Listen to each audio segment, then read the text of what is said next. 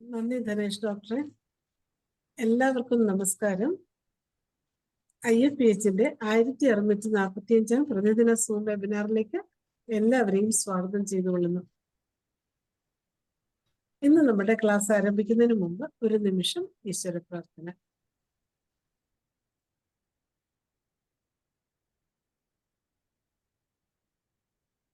നന്ദി. ഇന്ന് നമുക്ക് അതിഥിയായി എത്തിയിരിക്കുന്നത് ഡോക്ടർ സദസ് സെഡ് PHMS, ചീഫ് ഫിസിഷ്യൻ, ഡോക്ടർ സൈഡ്സ് ഹോമിയോപ്പതി, കൊച്ചിൻ ബ്രാഞ്ച് ആലുവ. ISKയുടെ മുൻ ഫാക്കൽറ്റി മെമ്പറായി പ്രവർത്തിച്ചിട്ടുണ്ട്. 27 വർഷത്തെ ചികിത്സാ പരിചയമുള്ള ഡോക്ടർ പഠന വൈകല്യങ്ങളും ഹോമിയോപ്പതിയും 2ാം ഭാഗം ക്ലാസ് ആണ് ഇന്ന് എടുക്കുന്നത്. ഈ ക്ലാസ്സിലേക്ക് ഡോക്ടർ സദസ് സാറിനെ ആദരപൂർവ്വം ക്ഷണിച്ചുകൊള്ളുന്നു. സാറിന് ആരംഭിക്കാം.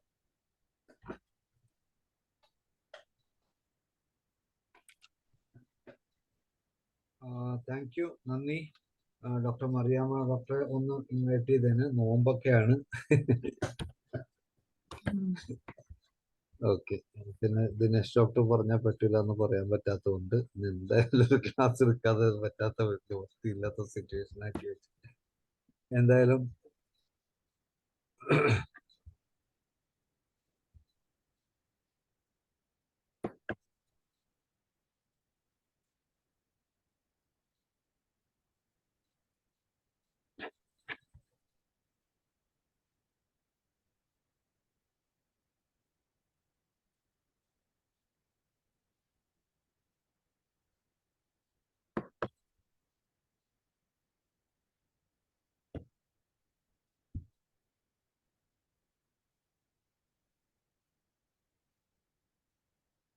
സ്ക്രീൻ ഷെയറിംഗ് ആയോ?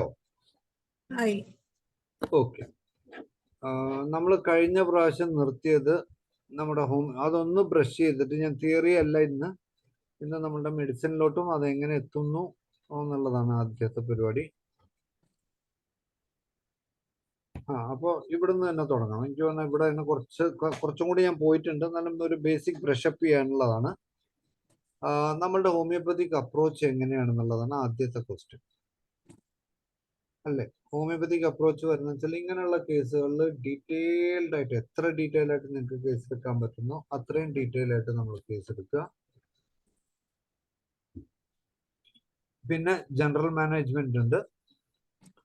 അത് കഴിഞ്ഞിട്ടുള്ള നമ്മളുടെ ട്രീറ്റ്മെന്റ് പ്രൊസീജിയർ എന്താണെന്ന് വെച്ച് കഴിഞ്ഞാൽ മയാസ്മെറ്റിക് അപ്രോച്ചാണ്. പിന്നെ symptomatic treatment, repertorial totality and constitutional medicines. ഇത് എല്ലാ സമയത്തും എല്ലാം നടക്കണം എന്നില്ല. ചില കേസുകൾ നമ്മൾ എത്ര ഡീറ്റെയിൽ ആയിട്ട് കേസ് എടുത്താൽ നമുക്കൊന്നും കിട്ടില്ല. പക്ഷെ മിക്കവാറും കേസ് എടുക്കുമ്പോൾ നമുക്ക് ഒരു 10, 30, 40 സിംറ്റമെങ്കിലും കിട്ടും. 30, 40 സിംറ്റത്തിൽ ഏതാണ് ഇമ്പോർട്ടൻസ് കൊടുക്കേണ്ടത് എന്നുള്ളത് ഒരു ഫിസിഷ്യന്റെ ഡിസ്ക്രിപ്ഷനാണ്.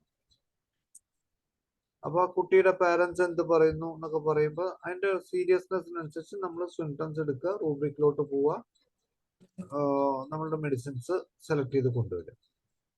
പിന്നെ ഇവിടെ വേറെ നമ്മൾ കുറേ ഒന്നും ഇന്റർപ്രറ്റ് ചെയ്യേണ്ട കാര്യങ്ങളൊന്നുമില്ല. പാരന്റ് പറയുന്നു ഇന്ന സിംറ്റം, ആ സിംറ്റം വെച്ച് റൂബ്രിക്കിലോട്ട് പോയി കഴിഞ്ഞാൽ തന്നെ നമുക്ക് 1+1=2 ഇത്രയേ ഉള്ളൂ ഹോമിയോപ്പതി.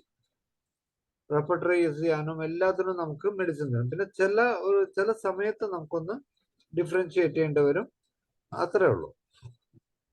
അപ്പൊ ADHD അല്ലെങ്കിൽ ലേണിംഗ് ഡിസബിലിറ്റി എന്ന് പറയുന്നത് ഏറ്റവും സിമ്പിൾ ആയിട്ട് നമുക്ക് ട്രീറ്റ് ചെയ്യാൻ പറ്റും. പക്ഷെ നമ്മളായിട്ട് കോംപ്ലിക്കേറ്റ് ചെയ്യാതിരുന്നാൽ മതി.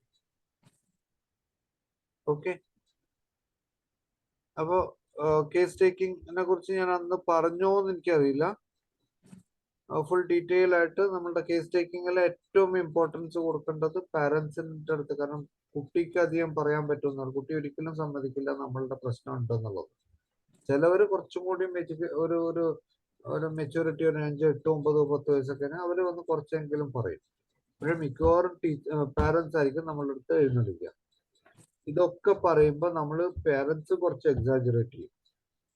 അപ്പൊ എക്സാജറേഷൻ ആണോ അല്ലേ എന്നുള്ളതും നമ്മളൊന്ന് കൺഫേം ചെയ്യാം. രണ്ടാമത് അതൊന്ന് റിപ്പീറ്റ് ചെയ്യാൻ പറഞ്ഞാൽ തന്നെ അവരുടെ എക്സാജറേഷൻ ഒന്ന് കുറയും. അമ്മമാരുടെ വേർഷൻ എന്ന് പറഞ്ഞു കഴിഞ്ഞാൽ അത് വളരെ കൂടും. അമ്മൂമ്മമാര് കൂടെ നമ്മുടെ കൂടെ ഉണ്ടെങ്കിൽ പിന്നെ പണിയാണ്. കാരണം വെച്ച് കഴിഞ്ഞാൽ അമ്മൂമ്മമാർക്ക് എപ്പോഴും പേരക്കുട്ടികള് അല്ലെങ്കിൽ മകന്റെയോ മകളുടെയോ ആരാന്ന് വെച്ചാല് ആ കുട്ടികൾ അവർക്ക് അവരുടെ കുട്ടികളെക്കാളും കൂടുതൽ പെറ്റായിരിക്കും. ചിലവര് ചില കുട്ടികൾ, പല കുട്ടികളും പല വിധത്തിലാണ്. പക്ഷെ മിക്കവാറും അമ്മൂമ്മ കണ്ടമാനം സ്ട്രിക്റ്റ് ആകുമ്പോ കുട്ടി റിയാക്ട് ചെയ്യും. അപ്പൊ അമ്മൂമ്മയും കുട്ടിയും തമ്മിലുള്ള റാപ്പ് ഉണ്ടാവുന്നില്ല. പക്ഷെ ഒരു 50, 60, 70 to 80% കേസസിൽ ഗ്രാൻഡ് പാരൻസും തമ്മിൽ സിങ്കിങ് ഉണ്ടാവും. പക്ഷെ അത് കുറച്ച് ബുദ്ധിമുട്ടുണ്ടാക്കും ഇവന്റെ ഓവറോൾ ഇംപ്രൂവ്മെന്റിന്. കാരണം വെച്ച് കഴിഞ്ഞാല് ഒന്ന് ചീത്ത പറയാനോ അല്ലെങ്കിൽ ഒന്ന് എന്തെങ്കിലും ശാസിക്കാനോ ഒന്നും ഈ ഗ്രാൻഡ് പാരൻസ് വിടില്ല. അപ്പൊ അവിടെ ഈഗോ ഇഷ്യൂസ് വരും. അപ്പൊ അത് തീർക്കുന്നത് ചിലപ്പോൾ കുട്ടിയുടെ അടുത്തായിരിക്കും, ചിലപ്പോ ഹസ്ബൻഡിന്റെ അടുത്തായിരിക്കും. അപ്പൊ കുടുംബ വഴക്കുണ്ടാവും. അപ്പൊ ഇതൊക്കെ ഒന്ന് ചെറുതായിട്ടൊന്ന് ശ്രദ്ധിക്കാൻ നമ്മൾ ഡീറ്റെയിൽ ആയിട്ട് കേസ് എടുക്കുക. പിന്നെ നമ്മൾ ശ്രദ്ധിക്കേണ്ട ഏറ്റവും വലിയ കാര്യം മയാസ്മെറ്റിക് അപ്രോച്ച്. മയാസ്മെറ്റിക് അപ്രോച്ച് എങ്ങനെ ഇവിടെ നിന്ന് എടുക്കുക? ഒന്ന് 2-3 ജനറേഷന്റെ നമ്മൾ നോക്കുക. ഗ്രാൻഡ് പാരൻസ് അവരുടെ ഫാദറിന്റെ ഡീറ്റെയിൽസ് കിട്ടുന്നുണ്ടെങ്കിൽ അങ്ങനെ. എന്തെങ്കിലും ഫിസിക്കൽ കംപ്ലൈൻസ്, എന്തെങ്കിലും മറ്റേ ഡീജനറേഷൻ ആയിട്ടുള്ള, അത് എന്താണെന്ന് വെച്ച് കഴിഞ്ഞാൽ ചിലപ്പോൾ ആൽക്കഹോളിസം ആയിരിക്കാം, അല്ലെങ്കിൽ വേറെ എന്തെങ്കിലും അസുഖങ്ങളായിട്ട് അവർക്ക് വരുന്ന ചേഞ്ചസ് ആണ്. അപ്പോൾ അത് നമ്മൾ നോക്കുക. പിന്നെ അടുത്ത ജനറേഷനിൽ അങ്ങനെ നോക്കി വരുമ്പോൾ പിന്നെ ഈ കുട്ടിയുടെ കാര്യങ്ങൾ, കുട്ടിക്ക് എന്തെങ്കിലും അസുഖങ്ങളുണ്ടോ, കുട്ടിയുടെ ബിഹേവിയർ എങ്ങനെ, ഡിസ്ട്രക്ഷൻ എങ്ങനെയാണ്. നമ്മൾ ഇവിടെ പറയുന്ന ചില കുട്ടിയുടെ ചിലപ്പോൾ അവർ പറയും കുട്ടി ഡ്രീംസ് ഉണ്ടാവും, അല്ലെങ്കിൽ കുട്ടി കാണിക്കുന്ന ഒരു ആക്ടിവിറ്റി, അത് നമ്മൾ ഇപ്പൊ സിംറ്റം, ഒരു കുട്ടി പോയിട്ട് അവനെന്തെങ്കിലും ചീത്ത പറഞ്ഞ് നേരെ പോയി തല മതിലിടിക്കും. അപ്പൊ അവിടെ എന്താ കാണിക്കുന്നത്? ആ മയാസം എക്സ്ട്രീംസ് ഓഫ് ഡിസ്ട്രക്ഷൻസിലോട്ട് പോവാണ്, സെൽഫ് ഡിസ്ട്രക്ഷൻ വരെയാണ്. അപ്പൊ അങ്ങനെ വരുമ്പോൾ മയാസം ഒന്നില്ലെങ്കിൽ ട്യൂബർക്കുലർ അല്ലെങ്കിൽ സിഫിലിറ്റിക്. അതുപോലെ സ്ലോ ഇൻ ലേണിംഗ് വരുമ്പോൾ ഏത് സ്റ്റേജ് ആണ്, സോറയാണോ സൈക്കോട്ടിക് ആണോ എന്നുള്ളതിന്റെ നമ്മൾ ഒന്ന് ഡിഫറൻഷിയേറ്റ് ചെയ്യണം. ഇതാണ് നമ്മൾ ചെയ്യേണ്ട മയാസ്മെറ്റിക് പേഷ്യന്റിന്റെ ഒരു നമ്മൾ മയാസം കണ്ടുപിടിക്കണം. ഏറ്റവും സിമ്പിൾ പാത്തോളജി ഒക്കെ വെച്ച് നോക്കി ഒരു മയാസത്തിൽ തന്നെ പല സ്റ്റേജസ് ഉണ്ടാവും. ഇപ്പോ ഇതുപോലെ ഒരു കുട്ടീനെ നമ്മൾ ചീത്ത പറഞ്ഞാൽ അവൻ കേട്ടോണ്ടിരിക്കും. അതൊരു ഇഡിയോട്ടിക്, അല്ലെങ്കിൽ നമ്മൾ എത്ര കേട്ടാലും അവനൊന്നും റിയാക്ട് ചെയ്യില്ല എന്ന് പറഞ്ഞു കഴിഞ്ഞാൽ അത് സൈക്കോട്ടിക് ആയി. റിയാക്ഷൻ എക്സ്ട്രീമിലോട്ട് പോയി കഴിഞ്ഞാൽ ട്യൂബർക്കുലർ ആൻഡ് സിഫിലിറ്റിക് ആയി. ഒരു ചെറിയൊരു എണ്ണക്കൊക്കെ ഉള്ളു, വലിയ അങ്ങോട്ടും ഇങ്ങോട്ടും 2 കാര്യം പറഞ്ഞു അത് അവിടെ തീർന്നെങ്കിൽ it can be sore also. അപ്പൊ ഓരോ സ്റ്റേജസ് നമ്മളൊരു സിംറ്റം എടുക്കുമ്പോൾ മയാസ്മെറ്റിക് അപ്രോച്ച് നോക്കുമ്പോൾ ഒരു സിംറ്റം തന്നെ നമുക്ക് 4 ആയിട്ട് ഡിവൈഡ് ചെയ്യാം. അപ്പൊ it is very easy to find out ഈ കുട്ടി ഏത് സ്റ്റേജ് ഓഫ് മയാസത്തിലാണ് നിൽക്കുന്നത്, അതിന്റെ ഇൻഫ്ലുവൻസ് എന്താണ്, പാരന്റ്സ് ഹെറിഡിറ്ററി ഇൻഫ്ലുവൻസ് എന്താണ്. അപ്പൊ ഇതാണ്. പിന്നെ സിംറ്റമാറ്റിക് ട്രീറ്റ്മെന്റ്, അത് നമുക്ക് എല്ലാവർക്കും അറിയാവുന്ന പോലെ symptomatic treatment, repertorisation, constitution. 90% of the case treat ചെയ്യണമെങ്കിൽ കോൺസ്റ്റിറ്റ്യൂഷൻ മെഡിസിൻ കൂടെ വേണം, എന്നാലേ നമുക്ക് ഉദ്ദേശിക്കുന്ന റെസ്പോൺസ് കിട്ടുള്ളൂ. ഓക്കെ, ഇത് ഞാൻ കഴിഞ്ഞ പ്രാവശ്യം കാണിച്ചതാണ്. ഇതൊരു സിംറ്റമാറ്റിക് അപ്രോച്ചാണ്. ഓക്കെ, ഇവിടെയാണ് നമുക്ക് സിംറ്റമാറ്റിക് അപ്രോച്ച് മാത്രം ചെയ്യാൻ പറ്റും. ഒരു കുട്ടി ആങ്കർ, ഇവിടെ മയാസ്മെറ്റിക് അപ്രോച്ചും വരും, ആങ്കറിന്റെ സ്റ്റേജ് ഏതാണെന്നുള്ളതാണ്. ഓക്കെ, അപ്പൊ അങ്ങനെ വരുമ്പോ ഏത് മയാസത്തിലോട്ടും കൂടി നമ്മൾ നോക്കാം. ആന്റിമയാസ്മെറ്റിക് കൊടുക്കുന്നതും വന്നത് പെട്ടെന്ന് റിസൾട്ട് കിട്ടാനുള്ള ഒരു ഷോർട്ട് കട്ടും കൂടിയാണ്. We can cut short the improvement. Okay, anchor, contradiction from, നമ്മൾ ആകെ ആലോചിക്കുന്നത് ഏതൊക്കെയാ? നാട്രമ്യൂർ, കോൺട്രഡിക്ഷൻ, നാട്രമ്യൂർ. ഓറമെറ്റ് എന്ന് പറഞ്ഞു കഴിഞ്ഞാൽ ഇതെങ്ങനെ എടുക്കേണ്ടത്? ഇവിടെ വരുമ്പോൾ ഡിഫറൻഷിയേറ്റ് ചെയ്യേണ്ടത് 2-3 കാര്യമുണ്ട്. ആ സിംറ്റം വൈസ് മാത്രമല്ല ഡിഫറൻഷിയേറ്റ് ചെയ്യേണ്ടത്, അവന്റെ കോൺസ്റ്റിറ്റ്യൂഷൻ വൈസും കൂടി എടുക്കുക. ഡീറ്റെയിൽ എടുത്ത് റെപ്പർട്ടറി ചെയ്യുമ്പോൾ ഈ സിംറ്റം പ്രോമിനന്റ് ആയിരിക്കും. പക്ഷെ അത് ഏതെങ്കിലും ബാക്കിയുള്ള മെഡിസിൻസിൽ ഉണ്ടോന്ന്, ബാക്കിയുള്ള കോൺസ്റ്റിറ്റ്യൂഷൻ മെഡിസിൻസിൽ കൂടി കവർ ചെയ്യണം ഈ symptom. Okay, contradiction from aggravation ഉള്ള ഒരു കുട്ടിയുടെ കേസ് ആണെങ്കിൽ കോൺസ്റ്റിറ്റ്യൂഷൻ മെഡിസിൻ എടുക്കുമ്പോൾ ഈ സിംറ്റം കൂടി പ്രത്യേകിച്ച് കവർ ചെയ്യുന്നുണ്ടോ എന്നും കൂടി നോക്കണം. ബാക്കി എല്ലാ സിംറ്റം വെച്ചിട്ട് നട്രിമ്യൂറോ അല്ലെങ്കിൽ കൽക്കേരിയോ വല്ലതും വന്നിട്ട് ഈ ഒരു സിംറ്റം ഇല്ല, ദിസ് ഇസ് 3 മാർക്ക് സിംറ്റം ആണ്, കോൺട്രഡിക്ഷൻ ആങ്കർ കോൺട്രഡിക്ഷൻ ഫ്രം, അതാണ് ആ കുട്ടിയുടെ PQRS. ആ സിംറ്റം ഇല്ലാതെ നമ്മൾ എന്ത് കോൺസ്റ്റിറ്റ്യൂഷൻ നോക്കിയാലും മെഡിസിൻ മാച്ച് ആവാൻ സാധ്യത കുറവാണ്. അപ്പൊ ഇതിൽ തന്നെ ഓറമെറ്റിന്റെ കോൺട്രഡിക്ഷൻ എന്ന് പറഞ്ഞാൽ അവനൊരു പെട്ടെന്ന് ഡിസ്ട്രക്റ്റീവിലോട്ട് പോകും. അവൻ ആരെങ്കിലും ചീത്ത പറഞ്ഞിട്ടുണ്ടെങ്കിൽ അവൻ നേരെ കാണിക്കണമെന്ന് വെച്ചാൽ അവനെ നെഞ്ചത്തിട്ട് ഇടിക്കുക, അല്ലെങ്കിൽ തല പോയി മുട്ടിക്കുക, പറയണതൊക്കെ വല്ലാത്ത വാക്കുകളായിരിക്കും. ഓക്കെ, ഇഗ്നേഷ്യയുടെ ആങ്കർ കാണിക്കുന്നത് എങ്ങനെയാ? അവൻ എന്തെങ്കിലും പറഞ്ഞ് നേരെ മുറി കയറിയിട്ട് അവൻ ആ കൂടി ഒരു ഡിപ്രസ്ഡ് സ്റ്റേജിലിരിക്കും. നമ്മൾ എത്ര വിളിച്ചാലും അവൻ വരില്ല, ചിലപ്പോ കരയും. അപ്പൊ അവന്റെ ഫ്രസ്ട്രേഷനും ആങ്കറും കാണിക്കുന്നത് ചിലപ്പോ ഇങ്ങനെയായിരിക്കും. ഓക്കെ, ലൈക്കോ നമുക്കറിയാം, ലൈക്കോപോഡിയത്തിന്റെ എന്താണ്, എന്തെങ്കിലും പറഞ്ഞാൽ അപ്പ തർക്കുത്തരം പറയും. അവൻ പ്രതീക്ഷിക്കാത്തത് എന്താണ് നമ്മൾ പറയണമെങ്കിൽ അവിടെ കോൺട്രഡിക്ഷൻ വരും, അവൻ കിടന്ന് ബഹളമാവും, വഴക്കാവും. സെപ്യ ഫീമെയിൽ പേഷ്യന്റ് അല്ല ശരിക്കും. സെപ്യ പ്രൂവ് ചെയ്തിട്ടുള്ളത്, ഹനിമാൻ പ്രൂവ് ചെയ്തിട്ടുള്ളത് മെയിലിലാണ്. അപ്പൊ നമ്മൾ ഏത് കേസിലും സെപ്യ എന്ന് പറയുമ്പോൾ ഫീമെയിൽ കംപ്ലൈന്റിലോട്ടാണ് നമ്മൾ പോവുക, അല്ലെ? സെപ്യയുടെ അടുത്ത ഒരു ലെവലാണ് സെപ്യയുടെ ഹനിമാൻ പ്രൂവ് ചെയ്തിട്ടുള്ളത് ഒരാണിലാണ്. പക്ഷെ ഇവിടെ നമ്മൾ ബാക്കി ഗൈനക്കോളജി കേസുകളിലൊക്കെ സെപ്യയുടെ പ്രോമിനൻസ് വരുന്നത് നമ്മൾ ഏത് കേസിൽ എടുക്കുന്നത് പെണ്ണാണ്. അപ്പൊ അതിന്റെ കാരണം എന്താന്ന് നമ്മൾ എപ്പോഴും വിചാരിച്ചിട്ടുണ്ട്. നമ്മളുടെ സെപ്യയുടെ എന്താ പറയാ,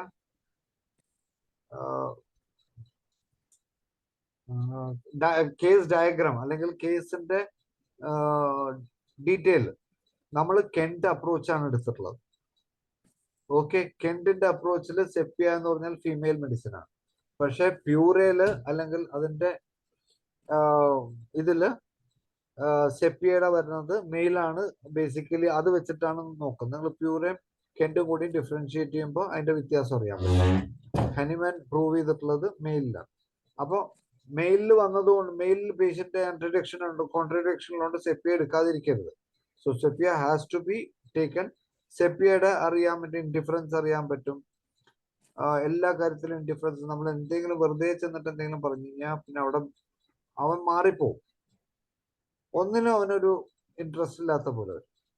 അപ്പോ ആ ആങ്കറിൽ തന്നെ ചില വ്യത്യാസങ്ങളുണ്ട് സെപ്യ. പക്ഷെ ബേസിക്കലി കോൺട്രഡിക്ഷൻ ഫ്രം എന്നുണ്ടെങ്കിൽ, ഒരു സിംറ്റം ഉണ്ടെങ്കിൽ നമ്മൾ ഈ 1, 2, 3, 4 മെഡിസിൻ എടുക്കും. പിന്നെ ഫൈനൽ ഡിഫറൻസിയേഷൻസിലാണ് ഇതൊക്കെ നോക്കേണ്ടത്. ഓക്കെ, ടച്ച്ഡ് വെൻ ടാരന്റുല, അതിൽ വേറെ ചോദ്യം പറച്ചിലൊന്നും ഇല്ലല്ലോ. അവനെ പോയിട്ട് നമ്മളോ അല്ലെങ്കിൽ അവന്റെ പാരന്റ്സ് പറയണം, അവനെ വെറുതെ ഒന്ന് പോയി നമ്മളൊന്ന് ടച്ച് ചെയ്യാനോ ഹഗ് ചെയ്യാനോ നോക്കി കഴിഞ്ഞാൽ അവൻ ഭയങ്കര പ്രശ്നം. പ്രത്യേകിച്ച് ഇങ്ങനെ ലേണിംഗ് ഡിസബിലിറ്റിയുടെ അല്ലെങ്കിൽ പഠിക്കുന്നൊക്കെ പറഞ്ഞിട്ട് നമ്മളൊന്ന് വെറുതെ ഹഗ് ചെയ്യാൻ പോയി കഴിഞ്ഞാൽ അവൻ ഭയങ്കര വയലന്റ്. സോ നമ്മൾ വേറെ കൂടുതലൊന്നും അതിലോട്ട് ആഡ് ചെയ്യണ്ട, അത് അവിടെ ഉണ്ട്. വയലന്റ് ആണ്. അക്കോനൈറ്റിന്റെ വയലൻസ് നമുക്കറിയാം. അനാക്കാഡിയം എങ്ങനെ ഡിഫറൻഷിയേറ്റ് ചെയ്യും വയലൻസ്? വയലന്റ് അനാക്കാഡിയത്തിന് നമ്മൾ ഇപ്പൊ ഒരു മൈൻഡ് ആയിരിക്കും, ഒന്ന് മാറിക്കഴിഞ്ഞാൽ ഡീവിയേറ്റ് ചെയ്ത് കഴിഞ്ഞാൽ അവൻ വേറെ മൈൻഡിലോട്ട്. അപ്പൊ അനാക്കാഡിയം ആങ്കർ എന്ന് പറഞ്ഞാൽ ഇപ്പോ ഹൈപ്പർ ആവും, 2 മിനിറ്റിൽ അവൻ വേറെ മൂഡ് കാണിക്കും. Aurum is always a destructive. Chamomilla നിങ്ങൾക്ക് അറിയാം. ഹെപ്പാസൾഫ് എന്ന് പറഞ്ഞാൽ mentally as well as physically ഭയങ്കര സെൻസിറ്റീവ് ആണ്. One of the trio of sensitive മെഡിസിൻസിൽ വരും. അപ്പൊ ഏത് കാര്യത്തിലാണ് അവൻ എന്തെങ്കിലും ഒന്നും അവന് ഇഷ്ടപ്പെടാത്ത പറഞ്ഞു കഴിഞ്ഞാൽ നമ്മൾ വിചാരിക്കുന്നത് എന്തിനാ അവൻ ഇങ്ങനെ റിയാക്ട് ചെയ്യണം. പക്ഷെ നമുക്കും അറിയില്ല, അവനും അറിയില്ല എങ്ങനെ റിയാക്ട് ചെയ്യണം. അത്രയും ഹൈപ്പർ സെൻസിറ്റീവ് ആണ്, അത്രയും ഹൈപ്പർ ആക്ടിവിറ്റിയാണ്. ഓക്കെ, അപ്പോൾ ആ ഒരു വയലന്റ് ആവണത് അങ്ങനെ. നൈട്രിക് ആസിഡ് അഗെയിൻ ഇത് തന്നെ. നെക്സോമിക്കയുടെ സിംറ്റംസ് ഒക്കെ നമുക്കറിയാം. സ്റ്റെഫിസാഗ്രിയയുടെ ടാരന്റുല്ല. സ്റ്റെഫിസാഗ്രിയ എങ്ങനെ വരുന്നത്? ബ്രൂഡിങ്ങും ഇതിലൊക്കെ വരുമ്പോ ആംഗ്രി അവൻ ഒരു നാട്രമ്യൂറിന്റെ വേറൊരു വേർഷൻ, കുറച്ചും കൂടി അക്യൂട്ട് വേർഷൻ ആക്കിയിട്ടാണ് സ്റ്റെഫിസാഗ്രിയയിൽ വരുന്നത്. നാട്രമ്യൂർ ഒരു കുറച്ച് സ്ലോ ആൻഡ് ഇതാണ്, പക്ഷെ സ്റ്റെഫിസാഗ്രിയ വരുമ്പോൾ കുറച്ചും കൂടിയും ആക്റ്റീവായിട്ട് ഇത് ചെയ്യും. പക്ഷെ ബ്രൂഡിങ്ങും കോൺട്രഡിക്ഷൻ, അഗ്രവേഷൻ ഇതൊക്കെ തന്നെയാണ് ഇതിൽ വരുന്നത്. Okay. Tears things, belladonna. Break things, desire to. Okay. എപ്പിസം, സ്റ്റമോണിയം, ട്യൂബർക്കുലിനും. പക്ഷെ വലിച്ച് കീറാൻ, മറ്റത് പൊട്ടിക്കാനും ഇത് വലിച്ച് കീറാനും. വലിച്ച് കീറാനെന്ന് പറയണമെങ്കിൽ തന്നെ ബെലഡോണ കെന്റ് ക്ലിയർ ആയിട്ട് എക്സ്പ്ലെയിൻ ചെയ്തിട്ടുണ്ട്. Delirium of belladonna, picking up the clothes and ടേഴ്സ്. Okay. Mind violent ഞാൻ ഈ പറഞ്ഞത് തന്നെ. ഹയോസൈമസ് വരുന്നുണ്ട്. ഹയോസൈമസിന്റെ നമുക്കറിയാം എങ്ങനെയാണെന്നുള്ളത്. ലാഷീവിയസ് ആണ്, ചിലപ്പോൾ ഡ്രസ്സൊക്കെ വലിച്ചു വാരി കളയും, ഊരി കളയും, ഇങ്ങനെയൊക്കെയാണ് അത് കാണിക്കുന്നത്. സ്ട്രമോണിയം, ബെല്ല്, ഓറം.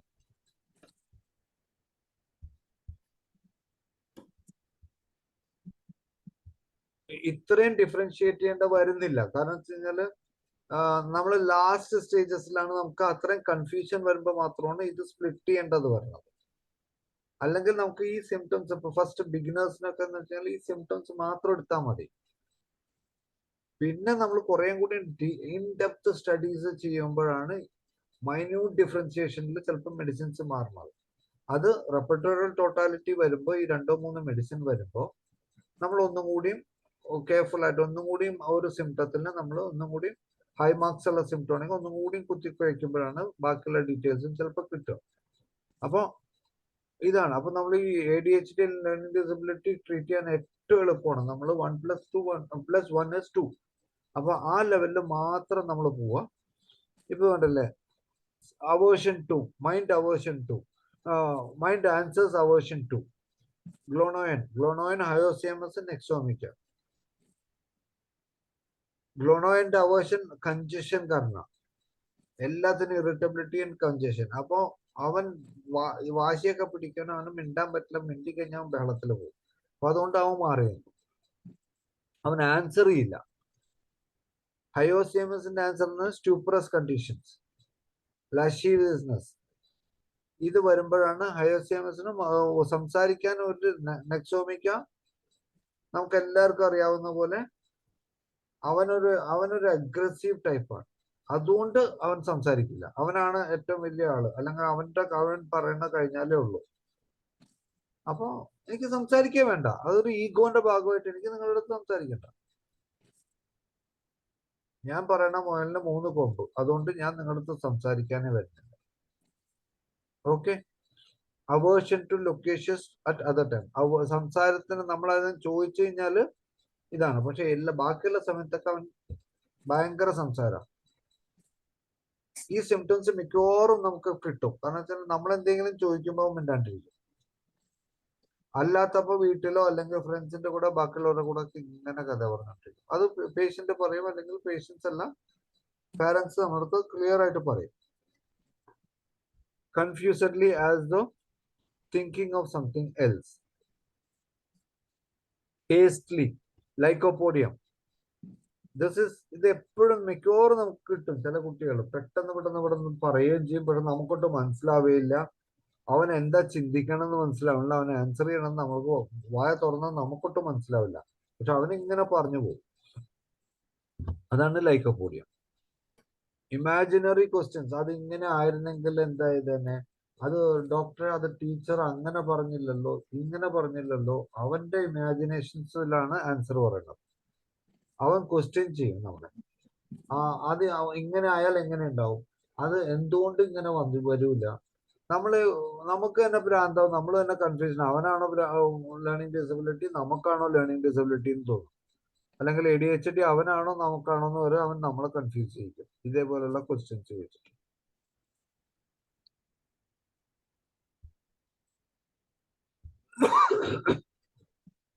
ആൻസേഴ്സ് ഇൻകൊഹറന്റ്ലി, ഇറലവന്റ്ലി. ഇൻകൊഹറന്റ്ലി കുറച്ചും കൂടിയും ഡ്രാസ്റ്റിക് സ്റ്റെപ്സ് ആണ്, പക്ഷെ ഇൻകൊഹറന്റ്ലി ഇറലവന്റ് ടോക്സ്. അവൻ എന്താ സംസാരിക്കുന്നത്, ചിലപ്പോൾ ഇഡിയോട്ടിക് ഇത് മെന്റലി റിട്ടാർഡഡ് പേഷ്യൻസിനും ഈ ഒരു റൂബ്രിക് ഉപയോഗിക്കാം, അല്ലാതെ നമുക്ക് ഉപയോഗിക്കാം. Irrelevant talk, phosphorus, sulphur. സൾഫറിന്റെ പിന്നെ നമുക്ക് നന്നായിട്ട് അറിയാം, റാക്ക് പിക്കർ പോലെയുള്ളൊക്കെ സിംറ്റംസ് ആണ്. അതാണ് അതിന്റെ ഒരു ഇത് പ്രസന്റേഷൻ. ഫോസ്ഫറസിന്റെ ഇറലവൻസി വരുന്നത് എപ്പോഴാണ്? മൈൻഡിൽ ഫോസ്ഫറസിന്റെ ആക്ഷൻ കൂടുതലാണ്. ബ്രെയിൻ സോഫ്റ്റ്നെസ് വരും ചിലപ്പോൾ. ബ്രെയിനോട് ഫോസ്ഫറസിന്റെ അറിയാലോ, എക്സ്പോസ് ടു എയർ ബേൺ ചെയ്യും. അതുപോലെ എപ്പോഴും മൈൻഡ് ഇങ്ങനെ ഇരിക്കും. അവനൊരു ഷോ ഓഫ് നേച്ചറും കൂടി ഉണ്ടാവും. ഓക്കെ, ഇറലവന്റ് ആയിട്ട് അവൻ എന്തൊക്കെയോ പറഞ്ഞുകൊണ്ടിരിക്കും.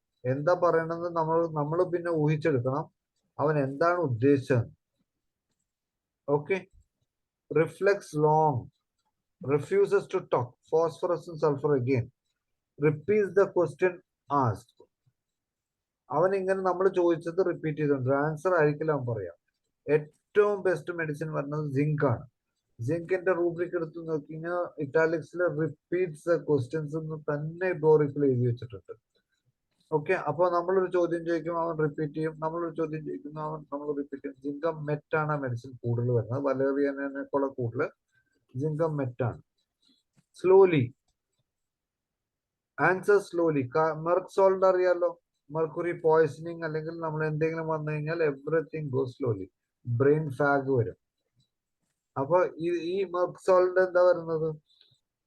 ഡോക്ടറിൻ ഓഫ് സിഗ്നേച്ചറും കൂടി നമ്മൾ കണക്കിലെടുക്കുമ്പോൾ മെർക്കുറിയുടെ പോയിസണിങ് വരുമ്പോൾ എവറിത്തിങ് ഗോ സ്ലോലി. നമ്മൾ അത് മാത്രം ആലോചിച്ചാൽ മതി, സ്ലോ ആണോ മെർക്കുറി എന്തുകൊണ്ട് വരുന്നു. ഫോസ്ഫറിക് ആസിഡ് അതേപോലെ തന്നെ. ഫോസ്ഫറസിന്റെ സ്ലോനെസ് വരുന്നത് ബ്രെയിൻ ഫാഗും ബ്രെയിനിന്റെ ഗ്രേ മാറ്ററും വൈറ്റ് മാറ്ററിൽ വരുന്ന ഒരു സോഫ്റ്റനിങ് കൊണ്ടാണ് ടോക്ക് സ്ലോലി. ഇതൊക്കെ നമുക്ക് ഡോക്ടറിനോ സിഗ്നേച്ചർ പോലെ നമുക്ക് അതൊന്ന് ആലോചിച്ചാൽ തന്നെ കിട്ടും. Stupor, returns quickly after, hyoscyamus നമുക്കറിയാവുന്ന സ്ഥലത്ത്. അൺഇന്റലിജിബിളി, ഇതൊക്കെ നമുക്ക് അറിയാവുന്നതാണ്. Not going to explain, simple ആണ്, വേറെ കാര്യമായിട്ടൊന്നുമില്ല.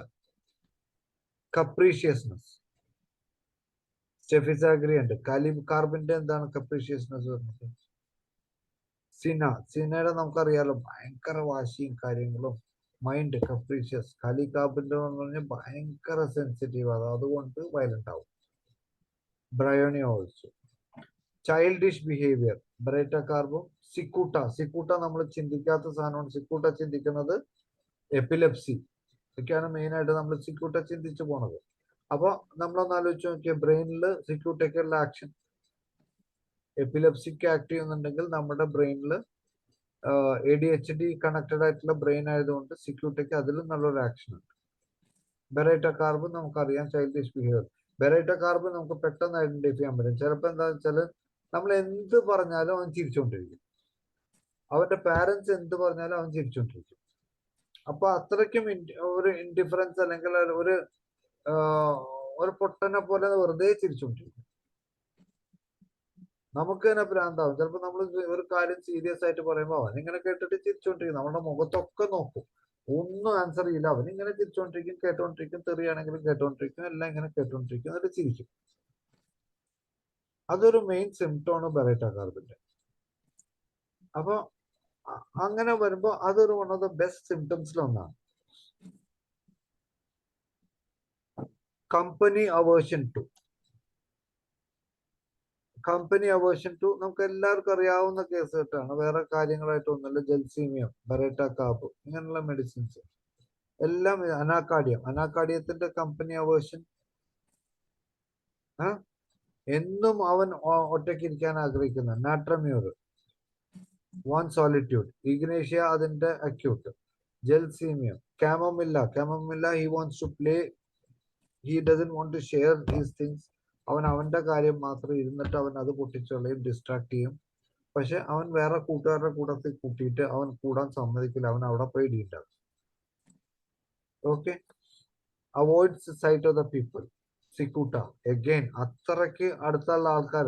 നമ്മൾ ബറേറ്റ കാർബ് വരുമ്പോൾ നമ്മൾ പറയുന്നതാണ് സ്ട്രേഞ്ചേഴ്സിനെ കാണുമ്പോഴാണ് വീട്ടിലോട്ട് സ്ട്രേഞ്ചേഴ്സ് വരുമ്പോൾ ബാക്കിലോട്ട് പോകുന്നതാണ്. സിക്യൂട്ട പറയണത് ഒരു കിലോമീറ്റർ അപ്പുറത്ത് ആരെങ്കിലും കണ്ടാൽ അവൻ വേറെ വഴിക്കോടും. അപ്പോൾ നമ്മളുടെ വീട്ടിൽ വന്നു കഴിഞ്ഞാൽ അവൻ പിന്നെ പുറത്തിരിക്കും. അതാണ് cicuta. Okay. Mind company presence of strangers to. Okay, അവൻ കമ്പനി വേണം. ഓക്കെ, ആംബ്രാഗ്രീസിയൻ സിക്കൂട്ടയുടെ ഇതാണ് പ്രസൻസ് ഓഫ് സ്ട്രേഞ്ചേഴ്സിന് അവനത് പറ്റില്ല. അപ്പോൾ സിക്യൂരിറ്റിയുടെ ഇതാണ്. പക്ഷെ ആംബ്രാഗ്രീസിയയും ഇതേപോലെ തന്നെ ക്രൗഡ് പറ്റില്ല. രണ്ടും ക്രൗഡിൽ പറ്റില്ല. ആംബ്രാഗ്രീസിയക്ക് ക്രൗഡ് പറ്റില്ല, സിക്യൂരിറ്റിക്ക് സ്ട്രേഞ്ചേഴ്സ് പോലും പറ്റില്ല, ഒരാൾ പോലും പറ്റില്ല. മറ്റേത് ക്രൗഡിൽ ഒരു 3-4 പേരുള്ളപ്പോൾ കുട്ടികളുടെ കൂടെ 3-4 പേര് കളിക്കുമ്പോൾ ബുദ്ധിമുട്ടുണ്ടാവുന്ന ആംബ്രാഗ്രീസിയ. ഇത് ഒരാളുണ്ടെങ്കിൽ പോലും കളിക്കാൻ പോകാത്ത ഒരാളാണെങ്കിൽ നമ്മുടെ ആംബ്രാഗ്രീസ്. ഇത് confusion, bell, general reading while confusion വരുന്നത്. എപ്പിസ് കാൽക്കേരിയ നമുക്കറിയാം സ്ലോനെസ് കാരണം അവന് എന്താണ് വായിക്കണമെന്ന് പോലും കിട്ടുന്നില്ല. Phosphoric acid brain fags and slowness. Acid ഫോസിന്റെ ഏറ്റവും വലിയ സിംറ്റം ആണ് സ്ലോനെസ്. എല്ലാ കാര്യത്തിലും സ്ലോനെസ് ആണ്. അത് തന്നെയാണ് നമുക്ക് ഡയബറ്റീസിൽ വരുന്നത്. നിങ്ങൾ അതിന്റെ മയാസം എടുത്ത് നോക്കിയാൽ അല്ലെങ്കിൽ അതിന്റെ പാത്തോളജി എടുത്ത് നോക്കുമ്പോൾ എവ്രിവെയർ ഇറ്റ് ഇസ് സ്ലോ. അപ്പൊ അത് മെഡോറിനും ഡയബറ്റിക്സിന്റെ ആക്ഷനും ബാക്കി കാര്യങ്ങളും എടുത്ത് നോക്കുമ്പോൾ തന്നെ നമുക്കറിയാം ഒരു ഏറ്റവും ലാസ്റ്റ് സ്റ്റേജസിലൊക്കെ diabetes will give you problem. അപ്പൊ അത്രയും സ്ലോ. റൈറ്റിംഗ് വൈൽ കൺഫ്യൂഷൻ, എഴുതുമ്പോൾ എന്താ എഴുതണമെന്ന് അവർക്ക് തന്നെ അറിയില്ല, മൊത്തത്തിലൊരു കൺഫ്യൂഷൻ. ഇത്രയും മെഡിസിൻസ് വരുന്നുണ്ട്. പക്ഷെ ഏറ്റവും കൂടുതൽ കൺഫ്യൂഷൻസ് വരുന്നതിൽ ഞാൻ കൊടുത്തിട്ടുള്ളത് ഇതാണ്. അർജന്റോ നൈട്രിക്കമാണ് കൂടുതലും ഞാൻ യൂസ് ചെയ്യുന്നത്. അതൊന്നും ഞാൻ ആദ്യം ഇട്ടിട്ടുള്ളത്. അർജന്റോ നൈട്രിക്കം ഇതിനെല്ലാത്തിനും ഉണ്ട്. പക്ഷെ ഡിഫറൻഷിയേറ്റ് ചെയ്യുമ്പോഴും നമ്മളുടെ എക്സ്പീരിയൻസിൽ അത് എടുക്കും. ടോട്ടാലിറ്റി എടുക്കുമ്പോൾ ആ കേസ് മിക്കവാറും അർജന്റോ നൈട്രിക്കം കൂടുതൽ വരാറുണ്ട്. ഓക്കെ. പിന്നെ ഫെറം അയോഡ്, ഫെറം ഗ്രൂപ്പ് എല്ലാത്തിനും സ്ലോനെസ് വരും. അയൺ കുറയുമ്പോൾ നമുക്ക് നമ്മളുടെ മൂവ്മെന്റിന് സ്ലോ വരുന്ന പോലെ റൈറ്റിങ്ങിലും എല്ലാത്തിനും നമ്മൾ ഇങ്ങനെയുള്ള കേസുകളിൽ നമ്മുടെ HP ഒന്ന് ചെക്ക് ചെയ്യണത് നല്ലതായിരിക്കും. വിറ്റാമിൻ D ചെക്ക് ചെയ്യുന്നത് നല്ലതായിരിക്കും. ഇത് കറക്റ്റ് ചെയ്ത് കഴിഞ്ഞാൽ ചിലപ്പോൾ പെട്ടെന്നുള്ള റിസൾട്ട്സും കൂടി വരും. അപ്പോൾ vitamin D3 and iron, haemoglobin ഒന്ന് കണ്ട് അല്ലെങ്കിൽ ഫെറം നമ്മൾ ചെക്ക് ചെയ്താലും വി വിൽ നോ. അപ്പൊ അതൊരു മാൻഡേറ്ററി അല്ല, എന്നാലും ചിലപ്പോൾ നമുക്ക് കിട്ടാവുന്ന സാധ്യതയുണ്ട്. അതുകൊണ്ട് നമ്മൾ അത് ചെക്ക് ചെയ്യണത് എപ്പോഴും നല്ലതാണ്.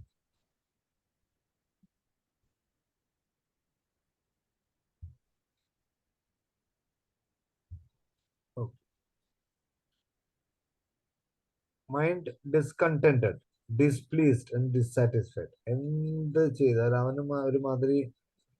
അവനൊന്നിനും സാറ്റിസ്ഫൈഡ് അല്ല. അനാക്കാഡിയത്തിന്റെ ഈ ഒരു ഇഷ്യൂ വരുന്നത് എങ്ങനെയാന്ന് വെച്ച് കഴിഞ്ഞാൽ ഡ്യുവൽ പേഴ്സണാലിറ്റി. അപ്പോൾ ഇപ്പൊ അവൻ ആക്സെപ്റ്റ് ചെയ്ത് കഴിഞ്ഞാൽ കുറച്ച് കഴിഞ്ഞാൽ അവൻ മാറും. കുറച്ച് വെച്ചാൽ വലിയ സമയമൊന്നും വേണ്ട. ഇപ്പൊ കാണുന്നവനായിരിക്കില്ല കുറച്ച് കഴിയുമ്പോൾ. അപ്പോ അവൻ മൊത്തം ഒരുമാതിരി കൺഫ്യൂസ്ഡ് ആണ്. അവൻ എന്ത് ചെയ്താലും അവൻ ആക്സെപ്റ്റ് ചെയ്യില്ല. കാൽക്കേരിയ ഫോസ് എഗെയിൻ അറിയാലോ, കാൽക്കേരിയയുടെയും ഫോസ്ഫറസിന്റെയും ആക്ഷൻ വരുമ്പോൾ കാൽക്കേരിയ ഗ്രൂപ്പ് സ്ലോനെസ്സും എല്ലാത്തിനും ഒരുമാതിരി എന്താന്ന് അതെന്താ ഇതെന്താ എന്നല്ലാതെ വേറെ ഒന്നും ചോദിക്കില്ല. Mercury back again. നാട്രമ്യൂറിന്റെ ഇമോഷണൽ സ്റ്റെബിലിറ്റിയുടെ ഇതുകൊണ്ടാണ് അവൻ ഒന്നിലും കോൺസെൻട്രേറ്റ് ചെയ്യാൻ പറ്റില്ല, അവൻ ഒന്നിലും ഹാപ്പി അല്ല. Sulphur back again. ഡിസ്കണ്ടന്റഡ്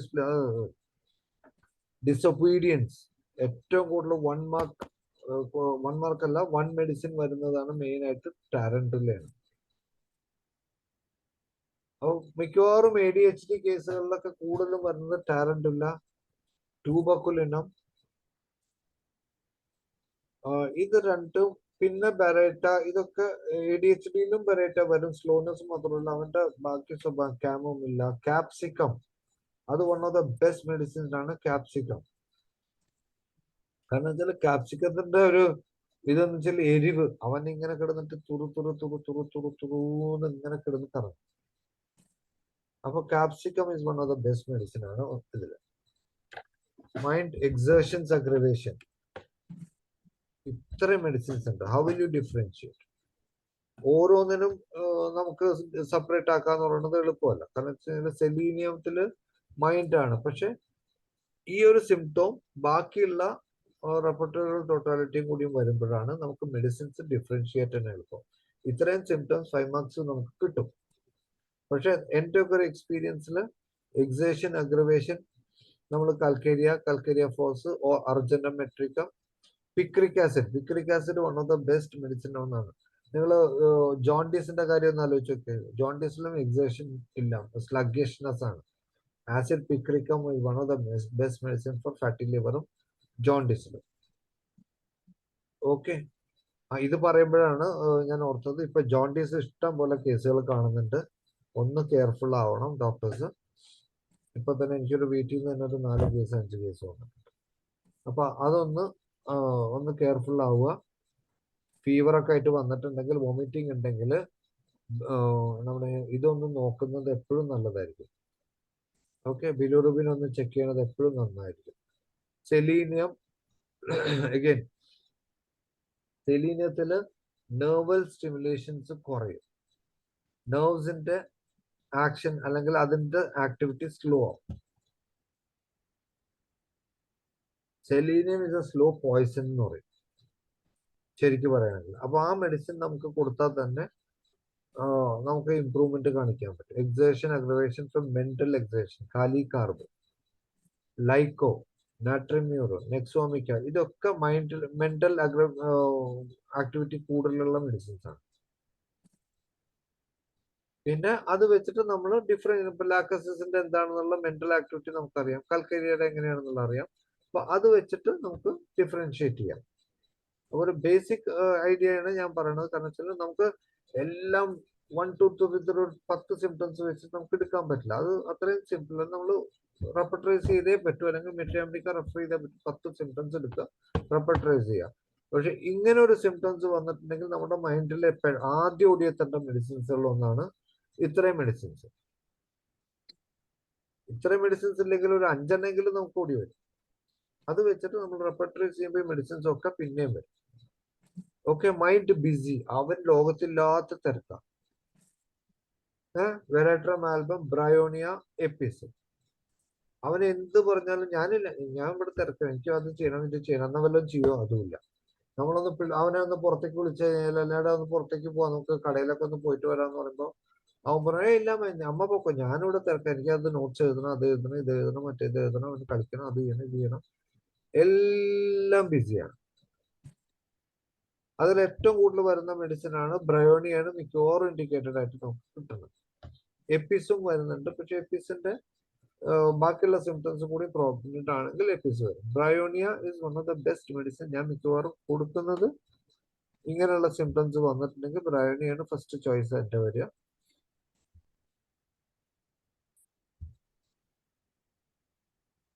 okay, gestures പിന്നെ വേറെ ഒന്നും ചോദിക്കാനില്ലല്ലോ. നമുക്ക് ഇതൊക്കെ എപ്പോഴും this is one of the best symptoms ആണ് നമ്മൾ നോക്കേണ്ടത്. ഇതൊക്കെ അതിൽ വരുന്ന സിംറ്റംസ് ആണ്. Okay, gestures, crossing the hands, moschus ആണ്, ക്ലാപ്പിംഗ് ഓഫ് ദ, ഇതൊക്കെ കറക്റ്റ് 1 to 1 ഉണ്ട്. ഗ്രാസ്പിംഗ് ഉണ്ട്, സൊലാനം ഉണ്ട്. ചില നമ്മളത് കാണുമ്പോൾ തന്നെ നമുക്കറിയാൻ പറ്റും എന്താണ് അവന്റെ ജസ്റ്റർ എന്നുള്ളത്. അപ്പൊ ഒന്നില്ലെങ്കിൽ അത് വീഡിയോ എടുത്താലും നമുക്ക് നോക്കിയിട്ട് രണ്ടാമത് നമ്മുടെ മെട്രിയ നോക്കിയാലും നമുക്ക് മെഡിസിൻ കിട്ടും. കാരണം അതിന് വേറെ ചോദ്യമില്ല. അവൻ ഇങ്ങനെ കൈയിട്ടലൊക്കെ ഉണ്ടെങ്കിൽ എന്താ എടുക്കേണ്ടത്? ക്രോസിംഗ് ദ ഹാൻഡ്സോ ക്ലാപ്പിംഗ് ദ ഹാൻഡ്സോ, ഇങ്ങനെ കൈ അടിക്കുന്നുണ്ടെങ്കിൽ അതാണ് നമുക്ക് എടുക്കേണ്ടത്. ഗ്രാസ്പിംഗ്, ബൈസ്റ്റാൻഡേഴ്സ് ആയിട്ട് നമ്മൾ ഇരിക്കുമ്പോൾ തന്നെ അറിയാൻ പറ്റും അവന്റെ റിലേറ്റീവ്സിന്റെ അടുത്തോ അമ്മയുടെ അടുത്തോ അത് ഇങ്ങനെ പോകും. അപ്പൊ phosphorus, grasping or reaching to something, അല്ലെങ്കിൽ ഒന്നില്ലെങ്കിൽ എന്തെങ്കിലും പിടിച്ചിരിക്കും, അല്ലെങ്കിൽ എന്തിലെങ്കിലും ഇങ്ങനെ ചൊറിഞ്ഞുകൊണ്ടിരിക്കും. ചിലപ്പോൾ നമ്മുടെ സ്റ്റെത്തോസ്കോപ്പ് ആയിരിക്കും, ചിലപ്പം നമ്മളുടെ ബി പി മോണിറ്റർ ആയിരിക്കും, സ്പീഡോമീറ്റർ ആയിരിക്കും.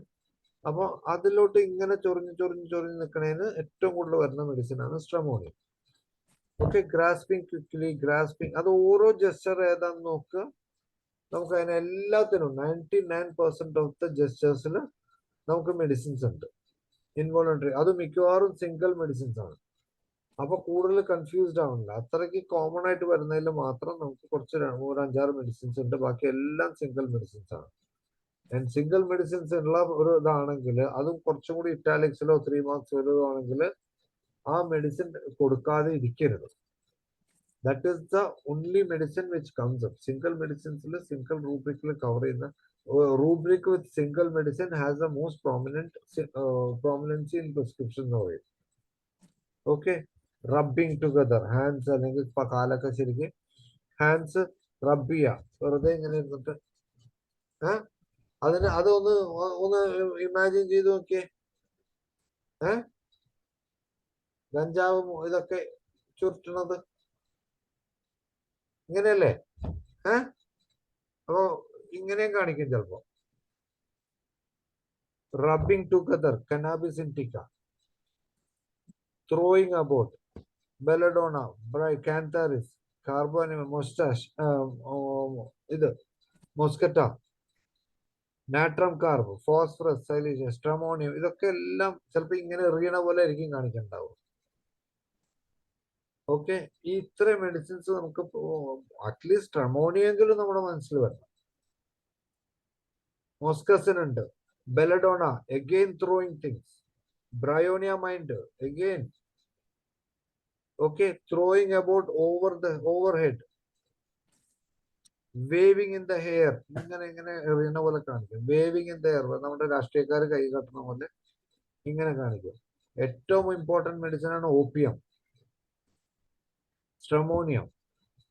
ഓക്കെ, പക്ഷെ ഓപ്പിയത്തിന് സ്റ്റൂപ്പറസ് ആയിരിക്കും, അവൻ ഇങ്ങനെ ആയിരിക്കും എപ്പോഴും കാണിക്കുക. ഇത് തന്നെ മെന്റലി റിട്ടാർട്ടഡ് അല്ലെങ്കിൽ MR കേസസിലും അല്ലെങ്കിൽ സെറിബ്രൽ പാൽസി കേസസിലും ഇതേ സിംറ്റംസ് വരാം. ഓക്കെ, അപ്പൊ അങ്ങനെയാണെങ്കിൽ ആ കേസുകളിൽ നമ്മൾ ട്രീറ്റ് ചെയ്യുമ്പോൾ ഇങ്ങനെയുള്ള ജസ്റ്റർ ഉണ്ടെങ്കിൽ give importance to that also. It can help you the patient get patience better. Irritability, okay, എന്തോരം ഇറിറ്റബിലിറ്റിയും ചിൽഡ്രനിൽ നമുക്കറിയാവുന്ന മെഡിസിൻ മാക്കാർവ്. ക്വസ്റ്റ്യൻ ടു വെൻ, അവൻ എന്തെങ്കിലും ചോദ്യം ചെയ്ത് കഴിഞ്ഞാൽ പെട്ടെന്ന് ഇറിറ്റബിലിറ്റി വരും. നെക്സോമിക്ക, ഇതൊക്കെ simple medicine.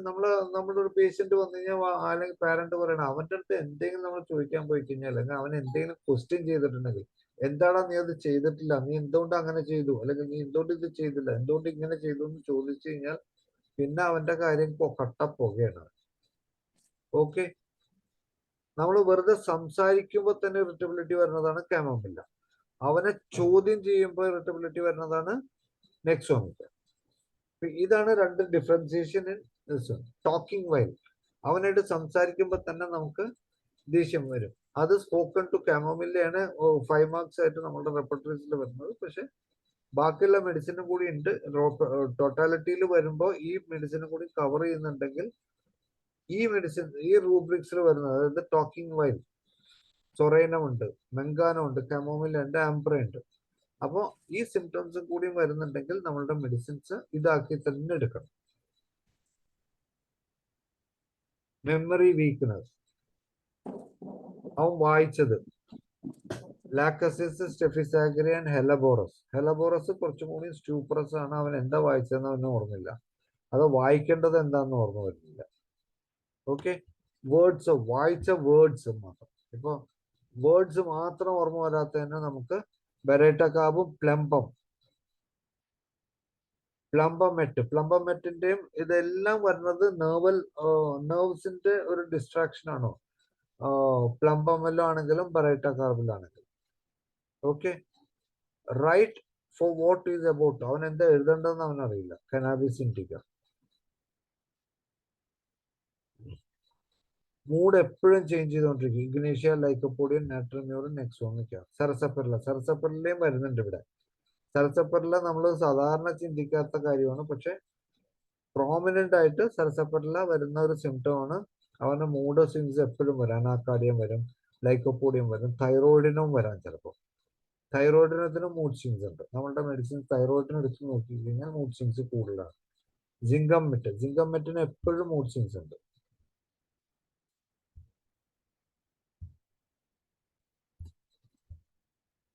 Okay. Speech, babbling, അതായത് ഒരുമാതിരി ഒരു ഒരു ബാബ്ലിംഗ് എന്ന് പറഞ്ഞു കഴിഞ്ഞാൽ നമുക്ക് മനസ്സിലാവില്ല അവൻ എന്താ പറയണെന്ന്. അത്രയും സ്റ്റൂപ്പറസ് അല്ലെങ്കിൽ ഒരുമാതിരി സ്ലോ ആയിട്ടൊക്കെ സംസാരിക്കുക. ഓക്കെ. കൺഫ്യൂസ്ഡ് ആയിട്ട് സംസാരിക്കുന്ന medicines, speech confused. Foolish, baryta carb foolish behaviour ആണ്. ഫൂളിഷ് സ്പീച്ച് വരികയാണെങ്കിൽ ഹയോസൈമസ് നമുക്ക് ചിന്തിക്കാവുന്ന ഏറ്റവും വൺ ഓഫ് ദ ഫസ്റ്റ് റെമഡീസിൽ ഒന്നാണ്. ഓക്കെ. സ്പീക്സ് ഫാസ്റ്റർ, അവനെങ്ങനെ lachesis, lycopodium, merc, hepar sensitive ആണ്, ഭയങ്കര സ്പീഡിലായിരിക്കും സംസാരിക്കുക. ഈ 3-4 മെഡിസിൻസിൽ നമുക്ക് ഇങ്ങനെ ഒരു സിംറ്റംസ് കിട്ടുന്നുണ്ടെങ്കിൽ നമുക്കത് അവിടെ സ്റ്റക്ക് ചെയ്യാം. വേറെ 1-2 സിംറ്റംസ് ആ കുട്ടിയുടെ കയ്യിൽ, കുട്ടിയുടെ ലാക്കസിസ് ആയിട്ട്, അല്ലെങ്കിൽ ചിലപ്പോൾ ആ കുട്ടിയുടെ അടുത്ത് നമ്മൾ ഇന്ന് അടിച്ചിട്ടുണ്ടെങ്കിൽ ചിലപ്പോൾ അവൻ കുറെ ദിവസം കഴിഞ്ഞ് നമുക്ക് തിരിച്ചു പണിയും, അതിന്റെ ഇരട്ടി പണിയും. ഫ്രണ്ട്സിന്റെ അടുത്താണെങ്കിലും അവന്റെ ഒരു ദേഷ്യം അവൻ പിന്നെ എപ്പോഴെങ്കിലും പ്രകടിപ്പിക്കും. അങ്ങനെയൊക്കെ 2-3 സിംറ്റംസ് കിട്ടുന്നുണ്ടെങ്കിൽ ലാക്കസിസ് ആണ്. ഹയോസൈമസിന്റെ ബാക്കിയുള്ള സിംറ്റംസും കൂടി കിട്ടുകയാണെങ്കിൽ നമുക്ക് 100% ഉറപ്പിക്കാം ആ പേഷ്യന്റ് ഹയോസൈമസ്. അങ്ങനെയാണ് നമ്മളുടെ മെഡിസിൻസ് നമുക്ക് കുറച്ചും കൂടി, കാരണം വെച്ചാൽ ഓരോ സിംറ്റംസും കിഴിഞ്ഞ് നോക്കാന്ന് പറയുന്നത് ചിലപ്പോൾ നമുക്ക് കിട്ടില്ല. അപ്പോൾ ചിലപ്പോൾ കിട്ടുന്നത് ഇതായിരിക്കും, ഡോക്ടർ ഭയങ്കര സ്പീഡിലാണ് സംസാരിക്കുക. നമ്മൾ കേസ് എടുത്തുകൊണ്ടിരിക്കുമ്പോഴായിരിക്കും അവർ പറഞ്ഞുകൊണ്ടിരിക്കുക. അപ്പൊ നമ്മൾ കേസ് എടുക്കുമ്പോൾ തന്നെ നമുക്കൊരു മെഡിസിനോ അല്ലെങ്കിൽ നമുക്ക് കുറെ സിംറ്റംസ് കിട്ടും, which points to few medicines. നമ്മൾ ഇത്രയും കൊല്ലം പ്രാക്ടീസ് സ്റ്റഡി ചെയ്തിട്ട് നമുക്കൊരു അതൊരു നാട്രന്യൂർ ആവാം, ലൈക്കോ ആവാം, ലാക്കസിസ് ആവാം, നമുക്കൊരു ചിലപ്പോൾ മെഡിസിനിൽ തന്നെ വന്ന് നിൽക്കും. അതിന് പകരം നമ്മൾ കൂടുതൽ സിംറ്റംസ് ഉണ്ടെങ്കിൽ ഒരു 1-2-3 സിംറ്റംസിൽ നിർത്താതെ അതൊന്ന് റെപ്പർട്ടറിയിൽ ടോട്ടാലിറ്റിയിൽ എടുക്കുക. ഞാൻ ആദ്യം മുതൽ പറയണത് ഇതാണ്, ADHD, learning disability, mental retardation, CP, ഇങ്ങനെയുള്ള കേസുകൾ നിങ്ങൾക്ക് നല്ല ക്ഷമയുണ്ടെങ്കിൽ മാത്രം കൈവയ്ക്കുക. അല്ലാത്തവര് ക്ഷമയുള്ള ഡോക്ടർക്ക് ആർക്കെങ്കിലും റെഫർ ചെയ്ത് കൊടുക്കുക. ചിലപ്പോൾ പേഷ്യൻസ് ഇല്ലാത്ത ജൂനിയർ ഡോക്ടേഴ്സിന്, സീനിയേഴ്സിന് ഇതിന് ക്ഷമയില്ല അല്ലെങ്കിൽ സമയമില്ലെങ്കിൽ ഇങ്ങനെയുള്ള കേസുകൾ ജൂനിയേഴ്സിന് വിട്ടുകൊടുത്തു കഴിഞ്ഞാൽ അവർ നല്ല വർക്ക് ചെയ്യും. അവർക്ക് അതിനുള്ള സമയമുണ്ട്, കേസ് എടുക്കാൻ അറിയാം. പിന്നെ നമ്മളൊന്ന് ഗൈഡ് ചെയ്താൽ മതി, ഡോക്ടർ ഇന്ന പോലെ ചെയ്താൽ മതി, ഞാൻ ഈ കേസ് റെഫർ ചെയ്യുന്നുണ്ട്, കേസ് ഡീറ്റെയിൽ എടുക്കുക. അല്ലെങ്കിൽ നമ്മുടെ ക്ലിനിക്കിൽ ജൂനിയേഴ്സ് ഉണ്ടെങ്കിൽ, കാരണം 10 പേഷ്യൻസ് പുറത്ത് നിൽക്കുമ്പോൾ നമുക്ക് ഈ ഒരു കേസിന് വേണ്ടി 1 മണിക്കൂർ കളയാൻ ചിലപ്പോൾ പറ്റിയെന്ന് വരില്ല. അപ്പൊ അങ്ങനെ വരുമ്പോൾ നമ്മുടെ ജൂനിയേഴ്സ് ക്ലിനിക്കിലുണ്ടെങ്കിൽ ജൂനിയേഴ്സിനെ കൊണ്ട് കേസ് എടുപ്പിക്കുക. എന്നിട്ട് പിന്നെ ചെയ്യേണ്ടതെന്ന് വെച്ച് കഴിഞ്ഞാൽ നമ്മൾ കേസ് എടുത്തുകൊണ്ട് മാത്രം കാര്യമില്ല, മരുന്ന് കൊടുത്തു വിട്ടിട്ടും കാര്യമില്ല. അത് കഴിഞ്ഞിട്ടാണ് ജനറൽ മാനേജ്മെന്റ് വരുന്നത്. ഓക്കെ. അപ്പൊ അതിന്റെ ഭാഗം ഞാൻ പറയാം. ഞാൻ ക്ലിനിക്കിൽ ചെയ്യണത് എങ്ങനെയാണെന്നുള്ളത് ഞാൻ എക്സ്പ്ലെയിൻ ചെയ്യാം. മെഡിസിൻ കൊടുത്തു കഴിഞ്ഞ് അവരുടെ അടുത്ത് ഞാൻ പറയണമെന്ന് വെച്ചാൽ ആ മോനെ കൊണ്ടോ അല്ലെങ്കിൽ അവനെ കൊണ്ട് നല്ലോണം എഴുതിച്ചിട്ട് ഒരു ചോദ്യം 3-4 പ്രാവശ്യം എഴുതിച്ചിട്ട് വീഡിയോ എടുക്കാൻ പറയും. എഴുതുന്നതും അതിന്റെ കൂടെ ഉറക്ക വായിച്ചിട്ട് വീഡിയോ എടുത്തിട്ട് എനിക്ക് അയക്കാൻ പറയും. 3-4 പ്രാവശ്യം ഒരു ചോദ്യം തന്നെ. ചിലപ്പോൾ ഒരു ക്വസ്റ്റ്യൻ ഒക്കെ നമുക്ക് ചെയ്യാൻ പറ്റുള്ളൂ, പക്ഷെ അതൊരു ലൈനിൽ വന്നു കഴിഞ്ഞാൽ അവന് മനസ്സിലായി കഴിഞ്ഞാൽ ഇങ്ങനെയാണ് പഠിക്കേണ്ടതെന്ന് അവന് മനസ്സിലായി കഴിഞ്ഞാൽ അവൻ ബാക്കിയുള്ളതും കൂടി സ്പീഡാവും. അപ്പൊ 3 പ്രാവശ്യം വായിക്കാൻ പറയണമെന്ന് വെച്ചാൽ എത്ര ബ്രെയിൻ ഹ്യൂമൻ ബീങ് ആണെന്ന് പറഞ്ഞാൽ ശകുന്തള ദേവിയുടെ അല്ല, നമ്മുടെയൊക്കെ ആവറേജ് ബ്രെയിൻസിൽ ആദ്യം വായിക്കുന്നതിന്റെ ഒരു 1/4 ഭാഗം മാത്രമേ നമുക്ക് റീറ്റെയിൻ ചെയ്യാൻ പറ്റുള്ളൂ. രണ്ടാമത്തത് വായിക്കുമ്പോൾ കുറച്ചും കൂടി റീറ്റെയിൻ ചെയ്യാൻ പറ്റും. മൂന്നാമത്തത് കുറച്ചും കൂടി റീറ്റെയിൻ ചെയ്യാൻ പറ്റും. അപ്പോൾ ഒരു 5 മാർക്കിന്റെ ക്വസ്റ്റ്യൻ ആണെങ്കിൽ ഒരു 3-4 പ്രാവശ്യം വായിക്കുമ്പോൾ അവന് ഏകദേശം റീറ്റെയിനബിൾ ആവും. അതിന്റെ കൂടെ നമ്മൾ എഴുതിക്കും കൂടി ചെയ്ത് കഴിഞ്ഞാൽ അവൻ ഒരു ക്വസ്റ്റ്യന്റെ ഒരു 25 to 30%, ലേണിംഗ് ഡിസബിലിറ്റി ഉള്ള കുട്ടിയുടെ 25 to 30% അവൻ റീറ്റെയിൻ ചെയ്യും. പിന്നെ റെഗുലർ വൈവ കൊടുക്കുക. വൈവ അല്ല, ഇപ്പൊ സാറ്റർഡേ സൺഡേ റിവൈസ് ചെയ്യുക. അതുപോലെ നമുക്ക് അയച്ചു തരുമ്പോൾ അതിൽ എന്തെങ്കിലും കറക്റ്റ് ഉണ്ടെങ്കിൽ തെറ്റൊക്കെ ഉണ്ടെങ്കിൽ നമ്മൾ അവനെ തന്നെ വിളിച്ചിട്ട് പറയാം, മുന്നേ ഇതാണ് ഇന്ന പോലെയാണ്, ഇതാണ് എഴുതേണ്ടത്. അവൻ നല്ലോണം കേട്ടോളും. അത് ഒരു ദിവസം കൊണ്ടൊന്നല്ല, ഇറ്റ് വിൽ ടേക്ക് മന്ത്സ്. നമ്മൾ ചിലപ്പോൾ ഇയേഴ്സ് തന്നെ, ചിലപ്പോൾ ഒരു 3-4 മാസമെങ്കിലും എടുക്കും നമ്മളൊന്ന് കറക്റ്റ് ചെയ്ത്. ഒരു പ്രാവശ്യം അവൻ കറക്ഷൻസിന്റെ ആ ലെവലിലോട്ട് മാറിക്കഴിഞ്ഞാൽ പിന്നെ നമ്മളുടെ മെഡിസിനും ഒന്നും വേണ്ട, അവൻ അത് ബാക്കി പിക്ക് ചെയ്തോ. അവന്റെ ഈഗോനെ ഒന്ന് നമ്മളൊന്ന് പൊക്കി വെച്ചാൽ മതി. കുറെ കേസുകളൊക്കെ ഒരു 50 to 60% കേസുകളിലും 70% കേസുകളിലും നമുക്കത് ചെയ്തെടുക്കാൻ പറ്റും. ബാക്കിയുള്ളത് അത് സ്ട്രക്ചറൽ ചേഞ്ചസ് ഉണ്ടോന്ന് നോക്കണം.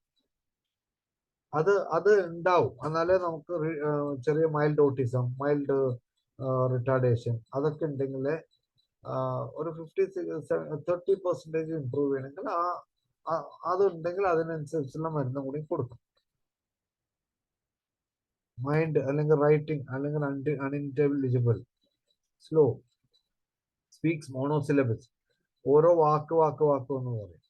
നോൺസെൻസ് സംസാരിക്കുന്നത് ഹയോസെനസ്, പ്രാറ്റ്ലിംഗ്, ഓക്കെ, വാണ്ടറിങ്. എന്താണ് ഇവിടുന്ന് തുടങ്ങിക്കഴിഞ്ഞാൽ കൊച്ചിന്ന് തുടങ്ങിയ കൊയിലാണ്ടി പോലെയാണ്. അവൻ ഇങ്ങനെ എന്തൊക്കെയോ പറഞ്ഞോണ്ടിരിക്കും, നമുക്കൊന്നും മനസ്സിലാവില്ല. Nux moschata is one of the best medicine. ബാക്കിയൊക്കെ കോമൺ ആയിട്ട് നമുക്ക് ബാക്കി എല്ലാത്തിലും വരുമെങ്കിലും ഈ വാണ്ടറിങ് സ്പീച്ചസിൽ ഏറ്റവും എനിക്ക് കിട്ടിയിട്ടുള്ള റിസൾട്ട്സിൽ നെക്സ്റ്റ് മൊസ്കറ്റയാണ് one of the best medicines. Nux moschata ഉണ്ട്, സ്ട്രൊമോണിയോ ഉണ്ട്. സ്ട്രൊമോണിയോ ഇങ്ങനെ നെക്സ്റ്റ് മൊസ്കറ്റയ്ക്ക് വാണ്ടറിങ് മാത്രമല്ല, ഒരു കണക്ഷനും ഇല്ല. ചിലപ്പോൾ സബ്ജക്റ്റിനെ കുറിച്ച് നമ്മൾ സംസാരിക്കുന്ന സബ്ജക്റ്റ് ആയിരിക്കില്ല അവൻ പറയാം, പക്ഷെ അവൻ ഇവിടുന്ന് പോയി അവിടെ എത്തും. അതാണ് നെക്സ്റ്റ് മൊസ്കറ്റയുടെ ഏറ്റവും വലിയ symptom. Obstinate, mind obstinate, mind offended easily, nux vomica. Children yet cry when kindly spoken to, inclined to grow fat, calcarea. അതിങ്ങനെ വണ്ണം വെക്കും, പക്ഷെ നമ്മൾ പതുക്കെ സംസാരിച്ചാലും അവൻ കരച്ചിലോടും, അല്ലെങ്കിൽ അവന് വാശി കൊടുക്കും. Okay, against what ever was,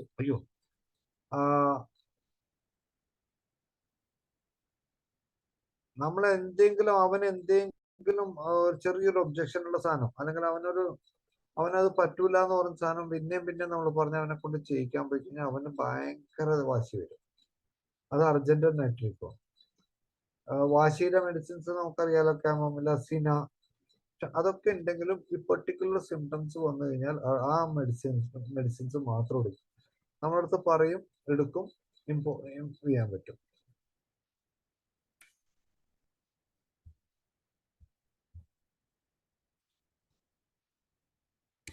mind playful. അവൻ നമ്മുടെ ക്ലിനിക്കിൽ വന്നാലും അല്ലെങ്കിൽ അമ്മ പഠിക്കാൻ പറഞ്ഞാലും അവൻ എന്തൊക്കെ പറഞ്ഞാലും അവൻ കളിക്കാൻ പോകും. അവൻ എന്തെങ്കിലുമൊക്കെ ആയിട്ട് കളിച്ചുകൊണ്ടിരിക്കും. അവൻ എടാന്ന് പറയുമ്പോഴാണ് പിന്നെ തിരിച്ചു വരും. ഇൻഡിസ്പോസിഷൻ ടു പ്ലേ ഇൻ ചിൽഡ്രൻ, റിയത്തിന്റെ ബാക്കി സിംറ്റംസ് സ്മെല്ലും കാര്യങ്ങളൊക്കെ ഉണ്ടെങ്കിൽ പിന്നെ 100% ഉറപ്പിച്ചോ റിയൻ ചൈൽഡ് ആണ്. ഓക്കെ, ആ കുട്ടിക്ക് വേറെ ആൾക്കാരുടെ മുടിയൊക്കെ വലിച്ചു പറിക്കാൻ, അല്ലെങ്കിൽ ക്ലോത്ത് അവർ ഇരിക്കുമ്പോൾ അവിടെ ചെന്നിട്ട് എന്തെങ്കിലുമൊക്കെ ഇത് വലിക്കാനും പിടിക്കാനും, അല്ലെങ്കിൽ അവരുടെ ഡ്രസ്സ് വലിച്ചു പിടിക്കുക, ബെലഡോണ. ഓക്കെ, പിന്നെ ഉണ്ട് റീഡിങ് അവേഴ്ഷൻ. അതൊക്കെ നമുക്ക് കിട്ടും, പക്ഷെ അത് അത്രയ്ക്ക് ഇതായിട്ട് കിട്ടും. റീഡിങ് അവേഴ്ഷൻ അല്ലെങ്കിൽ വായിക്കാനുള്ള ഇത് കുറെ ലേണിംഗ് ഡിസബിലിറ്റിയുടെ കോമൺ സിംറ്റമാണ്. അതിൽ എന്തെങ്കിലും സ്പെഷ്യൽ ലെവൽ ഉണ്ടോ എന്ന് മാത്രം നോക്കുക. ഈ പഠന വൈകല്യത്തിൽ ഏറ്റവും വലിയ പ്രശ്നം വെച്ചാൽ പഠിക്കാൻ മൂടില്ല, അവൻ ഇരിക്കില്ല എന്നുള്ളത്. അപ്പൊ പിന്നെ റീഡിങ് അവേഴ്ഷൻ അതൊരു കോമൺ സിംറ്റം ആയിട്ട് എടുക്കാമെന്ന് മാത്രമേ ഉള്ളൂ.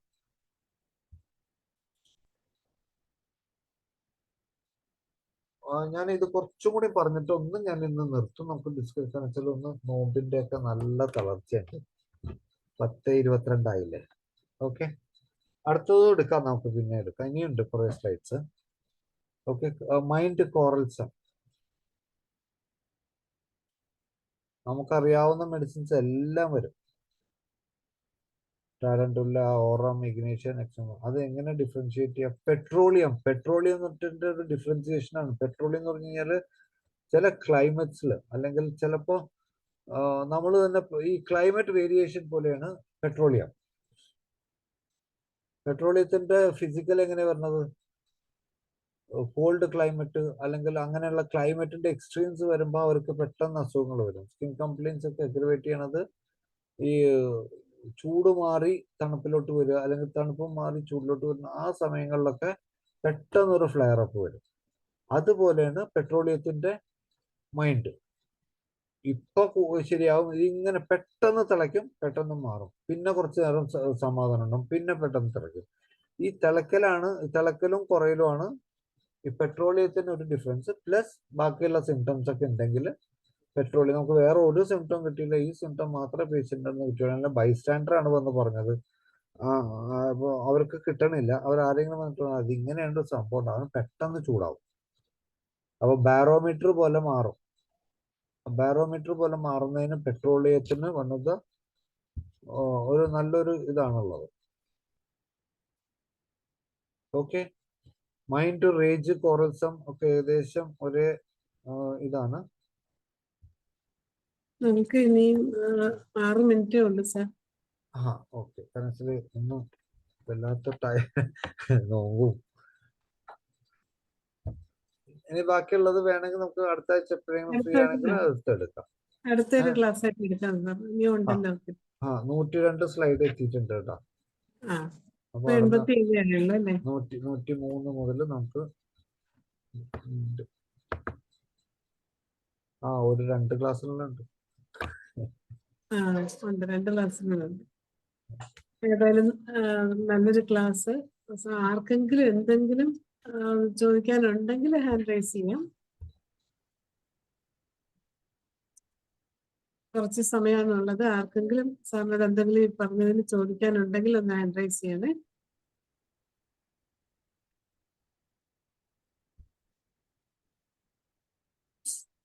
പിന്നെ ADHD ലേണിംഗ് ഡിസബിലിറ്റി കേസുകളൊക്കെ എടുക്കുമ്പോൾ അത്യാവശ്യം ചാർജ് ചെയ്തിട്ടില്ലെങ്കിൽ നമുക്ക് പറ്റില്ല. കാരണം വെച്ച് കഴിഞ്ഞാല് പൈസയുടെ മാത്രമല്ല, നമ്മൾ അതിന് നല്ലൊരു എഫേർട്ട് ഇടണം. ഇപ്പൊ എനിക്ക് എന്റെ കേസ് എടുത്താൽ മാത്രം പോരാ, എനിക്ക് എല്ലാ ദിവസവും ഒരു 10 കേസെങ്കിലും ഇതുപോലെ ഫോളോ അപ്പ് ചെയ്യണം. ഡെയിലി രാത്രി 9:30 മുതൽ 10:30 മണി വരെ എന്റെ പണി ഇതുപോലെ വാട്സാപ്പിൽ ഇടും. നമ്മളത് നോക്കണം, സംസാരിക്കണം, തിരിച്ചു വിളിക്കണം, പാരന്റ്സിനെ കൊണ്ട് വിളിപ്പിക്കണം, അവനായിട്ട് സംസാരിക്കണം, ഫുഡ് കഴിച്ചോ, ബാക്കിയുള്ളത് അവന്റെ full day to day activities ഒക്കെ ഒരു 10 മിനിറ്റ് എങ്കിലും നമുക്ക് ചിലപ്പോൾ ഒരു പേഷ്യന്റിന്റെ അടുത്ത് ഫോണിൽ തന്നെ കളയേണ്ടി വരും. ഇത് ഒരു ദിവസത്തെ പ്രോസസ് അല്ല, it is almost every day പ്രോസസ്സാണ്. കേസ് എടുക്കണം, ട്രീറ്റ് ചെയ്യണം, പിന്നെ കൗൺസിലിംഗ് വേണ്ടത് പാരന്റൽ കൗൺസിലിംഗ് കൊടുക്കണം. അത് നമ്മളുടെ അടുത്ത് നമുക്ക് അറിയാവുന്ന കൗൺസിലിംഗ് ശരിക്കും അറിയാവുന്നുണ്ടെങ്കിൽ നമ്മൾ കൊടുക്കുക, അല്ലാന്നുണ്ടെങ്കിൽ അതിനൊരാളുടെ ഇത് ചെയ്യുക. കൗൺസിലേഴ്സ് ആയിട്ട് നമ്മൾ നല്ലൊരു റാപ്പ് വെക്കുക എന്നുള്ളത് ഏറ്റവും ആവശ്യം. കാരണം വെച്ചാൽ എന്തൊക്കെ പറഞ്ഞാലും ഇവന്മാര് തലം തിരിച്ചുകൊണ്ട്.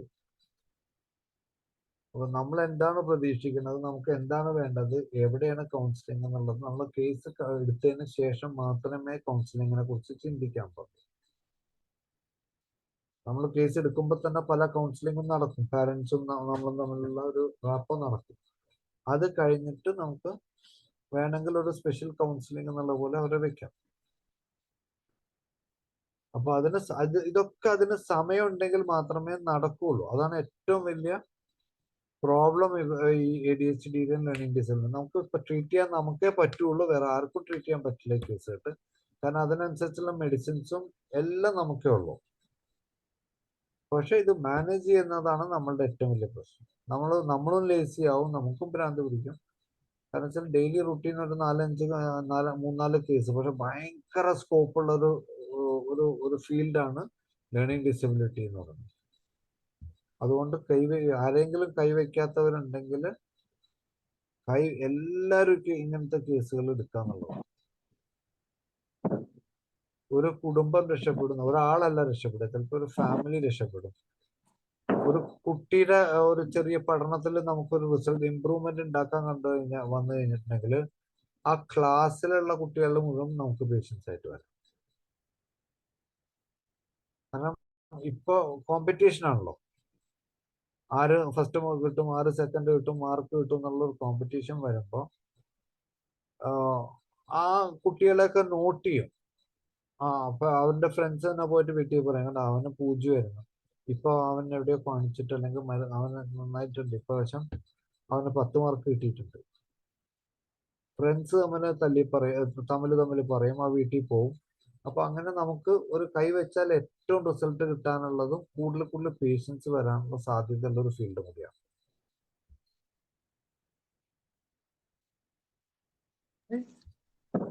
ആർക്കെങ്കിലും സാറിനോട് എന്തെങ്കിലും ചോദിക്കാനുണ്ടോ? ഇനി നമുക്ക് 1 മിനിറ്റ് ആണുള്ളത്. ധനേഷ് ഡോക്ടർ. എന്തായാലും വളരെ ഗംഭീരമായ ഒരു സെഷനാണ്. കാരണം നമ്മുടെ ഹോമിയോപ്പതിയുടെ സാധ്യതകൾ ഒത്തിരിയുള്ള ഒരു വിഷയം തന്നെയാണ് ഈ ലേണിംഗ് ഡിസബിലിറ്റീസ്. ഞാനിത് കുറേ വർഷങ്ങൾക്ക് മുമ്പ് വളരെ നല്ല രീതിയിൽ ചെയ്യുമായിരുന്നു. അങ്ങനെ കുറേ പേഷ്യൻസ് എനിക്ക് ഉണ്ടായിരുന്നു. പിന്നീട് ക്രമേണ ഈ നമ്മുടെ സർക്കാർ സ്ഥാപനങ്ങളിലോട്ട് ഇത് വന്നപ്പോഴും പിന്നെ ഞാനും കുറേയൊക്കെ അങ്ങ് ഡയറക്റ്റ് ചെയ്യാൻ തുടങ്ങിയായിരുന്നു. അപ്പൊ അതായത് നമുക്ക് ഒത്തിരി സമയം അങ്ങനെ ഒരു രോഗിയുടെ ഒപ്പം ഇരിക്കാൻ പറ്റാത്തത് കൊണ്ട് അങ്ങനെ കുറെ കേസുകൾ അങ്ങനെ വിട്ടിരുന്നു. പക്ഷെ ഇപ്പോഴും കുട്ടികള് അങ്ങോട്ട് ആൾക്കാർ വരാറുണ്ട്. ഡോക്ടർ പറഞ്ഞ പോലെ ഓരോ കേസിലും നമ്മൾ കേസ് എടുത്ത് അതിന്റെ മെറ്റീരിയൽ മേടിക്കുക, വെച്ച് കറക്റ്റ് ഭാഗം കണ്ടുപിടിക്കുക. എന്തുകൊണ്ടാണ് പല സംഭവങ്ങളിലും ആൾക്കാർ ഈ ലേണിംഗ് ഡിസബിലിറ്റിയെ തെറ്റിദ്ധരിക്കാറുണ്ട്. കാരണം ഒരു കുട്ടിക്ക് അക്ഷരം അറിയാൻ പാടില്ലെങ്കിൽ അത് ആ അക്ഷരം പഠിപ്പിച്ചവന്റെ കുഴപ്പമാകാം, അതല്ലെങ്കിൽ ആ കുട്ടിക്ക് അത് മനസ്സിലാക്കി എടുക്കാൻ പറ്റാഞ്ഞുകൊണ്ടാകാം. അപ്പൊ ഈ അക്ഷരം ആദ്യം പഠിച്ചിട്ട് അക്ഷരം പഠിച്ചതിന് ശേഷം അത് കമ്മ്യൂണിക്കേറ്റ് ചെയ്യാൻ പറ്റാത്തതാണെങ്കിലാണ് അപ്പോൾ അത് ലേണിംഗ് പ്രോബ്ലം തന്നെയായിട്ട് നിലനിൽക്കും. പക്ഷെ അത് നമുക്ക് ആദ്യം അക്ഷരം പഠിക്കാനായിട്ട് ഞാൻ 10ാം ക്ലാസ്സിൽ പഠിക്കുന്ന ഒരു ഇംഗ്ലീഷ് മീഡിയത്തിലെ ഒരു കുട്ടിയെ ആശാൻ പള്ളിക്കൂടത്തിൽ മലയാളം പഠിക്കാനായിട്ട് വിട്ടു. ഒരു ആശാനെ വിളിച്ചിട്ട് പറഞ്ഞു, ഇവന് കോട്ടയമെന്നും കൊല്ലമെന്നും എഴുതുമ്പോൾ രണ്ടും തെറ്റിപ്പോകുന്നു. അതുപോലെ തന്നെ തിരുവനന്തപുരം എന്ന് എഴുതുമ്പോഴത്തേക്ക് ഇന്താ മാറുന്നു, മന്തെന്ന് പറയുമ്പോഴത്തേക്ക് അവൻ എഴുതുമ്പോൾ മതാകുന്നു, കുട്ടപ്പൻ എന്ന് എഴുതുമ്പോൾ കുടവനയെന്നാകുന്നു. അപ്പൊ ഇതൊക്കെ പറയുമ്പോൾ ലേണിംഗ് അവന്റെ ശരിക്കും അക്ഷരങ്ങൾ അവന്റെ മനസ്സിൽ പതിയാത്തത് കൊണ്ടാണ്. അപ്പം അങ്ങനെയുള്ള കേസുകളിൽ അങ്ങനെ ഒരു എയ്ഡ്സിലോട്ട് 1 മാസത്തേക്ക് ഞാൻ അവനെ ഈ ആശാനോടത്ത് ഇതൊക്കെയാണ് അവന് വള്ളി പുള്ളി ഇതൊന്നും ശരിക്കും അറിയാൻ പാടില്ല. അത് എവിടെ ഇടണം, എങ്ങനെ ഇടണം, അതെങ്ങനെ മാറ്റണം, ഈ കാര്യങ്ങളൊന്ന് പഠിപ്പിച്ചെടുക്കാൻ പറഞ്ഞു. 1 മാസം കഴിഞ്ഞ് വന്നപ്പോഴത്തേക്ക് അവൻ നല്ല രീതിയിലായി. അപ്പൊ യഥാർത്ഥത്തിൽ അവന് ആകപ്പാടെ ക്ലാസ്സിൽ ടീച്ചർ പുസ്തകം വായിക്കാൻ പറയുമ്പോൾ അവനുണ്ടാകുന്ന നാണക്കേട്, കാരണം അവന് വായിക്കാൻ പറ്റുന്നില്ലായിരുന്നു. അതുകൊണ്ട് അവനെ പൊട്ടാന്ന് വരെ ആ ടീച്ചർ ക്ലാസ്സിൽ വെച്ച് വിളിച്ചു. അതവന് ഭയങ്കരമായിട്ട് ഹർട്ടായി. അപ്പൊ ഞാൻ അവനോട് പറഞ്ഞു, നിന്റെ ഇംഗ്ലീഷ് പുസ്തകം ഒന്ന് കാണിക്കാൻ പറഞ്ഞു. അവൻ ഇംഗ്ലീഷ് കാണിച്ചപ്പോഴത്തേക്ക് ഞാൻ അവനോട് 2 ചോദ്യം ചോദിച്ചപ്പോൾ അവൻ ഇംഗ്ലീഷിൽ നന്നായിട്ട് എഴുതുകയും നന്നായിട്ട് പറയുകയും ചെയ്യുന്നുണ്ട്. അപ്പൊ തന്നെ എനിക്ക് മനസ്സിലായി അവന് ബുദ്ധി സംബന്ധമായ കുഴപ്പമല്ല, അവന് ആശയം കമ്മ്യൂണിക്കേറ്റ് ചെയ്യാൻ അക്ഷരമാല അറിയാത്തത് കൊണ്ടാണ്. അപ്പം ഓരോ കേസിലും നിസ്സാരമായ ചില കറക്ഷൻസ് കൊണ്ട് ഒരാളെ നമുക്ക് അത്യുന്നതയിൽ എത്തിക്കാൻ പറ്റും. അപ്പം അതിന് ഹോമിയോപ്പതി ഡോക്ടർമാർ നന്നായിട്ട് ശ്രമിക്കുകയും ഈ സദത് ഡോക്ടർ പറഞ്ഞ പോലെ ഓരോ മെഡിസിനും എങ്ങനെയാണ് വരുന്നതെന്നുള്ളത് മനസ്സിലാക്കുകയും ചെയ്തു കഴിഞ്ഞാൽ അത് ഇൻഡിക്കേഷനും കോൺട്രാ ഇൻഡിക്കേഷൻസും നമ്മൾ മനസ്സിലാക്കണം. അത് വെച്ച് കറക്റ്റായിട്ട് പോവുകയാണെങ്കിൽ ഇനി ഒരാൾക്കും ഈ ലേണിംഗ് ഡിസബിലിറ്റി ഒരു ബാലികേറാ മലയാവില്ല. ഇതൊരു വലിയ അനുഭവം തന്നെയാണ് ഡോക്ടർ വൈദിക്കും സമ്മാനിച്ചത്. തീർച്ചയായും പ്രത്യേക അഭിനന്ദനങ്ങൾ രേഖപ്പെടുത്താൻ വേണ്ടിയാണ് ഞാൻ ഈ സമയം ഉപയോഗിക്കുന്നത്. നന്ദി കൂടെ പറയണേ സർ. തീർച്ചയായും അതുകൊണ്ട് തന്നെ ഇത്രയും നല്ല പ്രസന്റേഷൻ ഈ നോയമ്പ് കാലത്തും അദ്ദേഹം വളരെ ടയേർഡായിട്ട് ഇരുന്നിട്ട് പോലും ഈ സമയം സാധാരണ കുടുംബത്തോടൊപ്പം സ്പെൻഡ് ചെയ്യേണ്ടതാണ് ഓരോ ഈ നോയമ്പെടുക്കുന്ന വ്യക്തിയും. അപ്പൊ ആ സമയം പോലും നമ്മുടെ ഹോമിയോപ്പതി കുടുംബത്തിന് വേണ്ടി സമർപ്പിക്കുകയും നമ്മോടൊപ്പം ഇരുന്ന് ഇത്രയും നല്ല ഒരു സെഷൻ അവതരിപ്പിക്കുകയും ചെയ്ത ഡോക്ടർ സദത് സൈഡിന് എൻ്റെ പേരിലും IFBHലെ എല്ലാവരുടെ പേരിലും ഒരിക്കൽ കൂടി നന്ദി രേഖപ്പെടുത്തുകയാണ്. നന്ദി ധനേഷ് ഡോക്ടറെ. പഠന വൈകല്യം സാറ് ഹോമിയോപ്പതി സാറെന്തോ പറയാൻ ആഗ്രഹിക്കുന്നുണ്ട്. ഇല്ല നന്ദി പറയാന് തിരിച്ച്. പഠന വൈകല്യങ്ങളും ഹോമിയോപ്പതിയും 2ാം ഭാഗം വളരെ വിജയകരമായി ഇവിടെ അവസാനിച്ചു. ഒരിക്കൽ കൂടി സാറിന് നന്ദി അറിയിക്കാന്. ബാക്കി 2 ഭാഗം കൂടെ എത്രയും, ഇനി നോയമ്പുകാലം ആയതുകൊണ്ട് എത്രയും വേഗം ഞാൻ പറഞ്ഞില്ലെങ്കിലും സാറിന് ബാക്കി ക്ലാസ്സും കൂടെ ഞങ്ങൾക്ക് എടുത്തു തരണം. വീണ്ടും വരണം. അതുപോലെ ഇന്നത്തെ ഈ ക്ലാസ്, ഈ സൂമിൽ പങ്കെടുക്കുന്ന എല്ലാവർക്കും പ്രത്യേകം നന്ദി അറിയിക്കുകയാണ്. ഇന്ന് നമ്മുടെ സൂം ഇവിടെ അവസാനിക്കുകയാണ്. എല്ലാവർക്കും ശുഭരാത്രി. Thank you.